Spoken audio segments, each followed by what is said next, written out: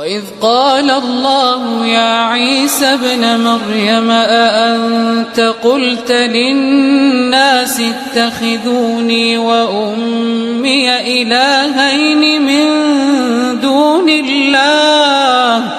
قال سبحانك ما يكون لي أن أقول ما ليس لي بحق إن كنت قلته فقد علمته تعلم ما في نفسي ولا أعلم ما في نفسك إنك أنت علام الغيوب ما قلت لهم إلا ما أمرتني به أن اعبدوا الله ربي وربكم وكنت عليهم شهيدا ما دمت فيهم فلما توفيتني كنت أنت الرقيب عليهم وأنت على كل شيء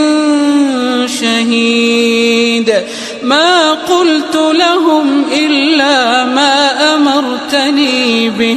أن اعبدوا الله ربي وربكم وكنت عليهم شهيدا ما دمت فيهم فلما توفيتني كنت أنت الرقيب عليهم وأنت على كل شيء شهيد إن تعذبهم فإنهم عبادك إن تعذبهم فإنهم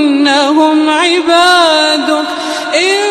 تعذبهم فإنهم عبادك وإن تغفر لهم فإنك أنت العزيز الحكيم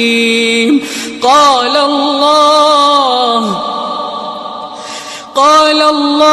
هذا يوم ينفع الصادقين صدقهم لهم جنات تجري من تحتها الأنهار خالدين فيها أبدا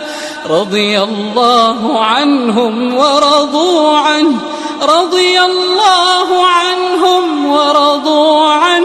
ذلك الفوز العظيم لله ملك السماوات والأرض وما فيهن وهو على كل شيء قدير